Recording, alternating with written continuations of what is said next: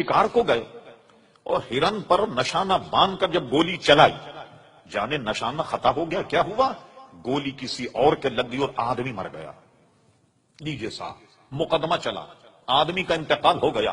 مقدمے میں برطانوی کوٹ اور کچہری تھی، ان کو سزائے موت سنا دی گئی۔ سزائے موت سنا دی، فلاں وقت فلاں دن اتنے وقت پر ان کو سزائے موت دی جائے گی۔ چلیے صاحب، سزائے موت انہوں نے سن لی، کال کوٹری منتقل کر دیے گئے، بلیک وارنٹ ان کو دکھا دیا گیا، اور اس کے بعد جب آخری ملاقات کرنے کے لوگ آئے تو وہ ہنس رہے۔ لوگوں نے کہا کھسک گئی ہے نواب صاحب کی۔ بھئی آدمی تو صبح مرنا ہے اور ہنس رہا مسکرا رہا، اس کو پرواہ نہیں مرنے۔ تو انہوں نے کہا کیا مسئلہ کیا ہے؟ ارے کہنے لگے مجھے تو ان کا باپ بھی پھانسی نہیں دے سکتا، تم بے فکر ہو، صبح میں آؤں گا، ناشتہ کروں گا گھر آج۔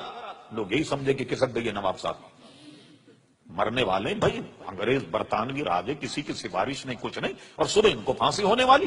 مگر وہ بالکل اطمینان، چہرے پہ ان کے کوئی جھرری نہیں، کوئی جناب پریشانی کا عالم نہیں، اور کہہ رہے ہیں کہ تم صبح انتظام کرنا، میں ناشتہ گھر آ کر کے کروں گا۔ کسی کی بات سمجھ میں نہیں آئی۔ لیجیے جناب، آئی گئی رات گزر گئی، صبح جب ہوئی تو لوگ ان کی میت لینے کے لیے آئے، نواب صاحب زندہ باد۔ ارے ان سے پوچھا کیا ہوا؟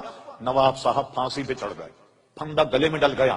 جب بھی نواب صاحب کہہ رہے ہیں تم مجھے پھانسی نہیں دے سکتے، نہیں دے سکتے پھانسی، جو پھانسی دینے والے وہ بھی پریشان تھے، کہ ایسے وقت آدمی کی کچھ ادھر ادھر ہو جاتا ہے دماغ، تو وہ بھی طرز میں بالکل عین وقت تھا بٹن دبانے کا۔ اچانک کسی نے دروازہ کھٹکھٹایا اور دروازہ کھٹکھٹا کہا ملکہ وکٹوریہ کی تاج پوشی کی خوشی میں آج جتنے بھی سزا موت پانے والے سب کو معاف کر دیا گیا، سب کو معاف کر دیا۔ اور وہ زندہ پھانسی کے پھندے سے اترے، اور جب لوگ ان کی میت لینے کے لیے آئے تو ان کو لے گئے، اور واقعی انہوں نے گھر جا کر کے ناشتہ کیا۔ کسی ان سے پوچھا کہ یہ یقین آپ کو کیسے تھا کہ مجھے پھانسی نہیں ہوگی؟ فرما بات اصل میں یہ ہے کہ 2 دن پہلے اعلیٰ حضرت فاضل بریلی میرے پیر و مرشد میرے خواب میں آئے اور مجھ سے کہا نواب امجد علی قسم خدا کی تجھے پھانسی نہیں ہوگی، نہیں ہوگی تجھے پھانسی۔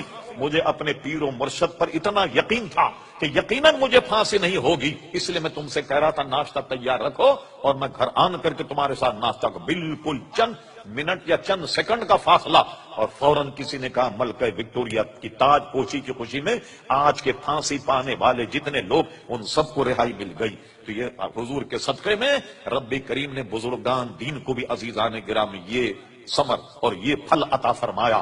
بتائیے پھر یہ غلاموں کا یہ حال ہے تو ہمارے آقا و مولا پیارے مصطفیٰ کا کیا حال ہوگا؟ آپ سے میں نے عرض کرا حکم نافذ ہے تیرا، خامہ تیرا سیف تیری، دم میں جو چاہے کرے دور ہے شاہ تیرا، وما ينطق عن الهوى ان هو الا وحی یوحی۔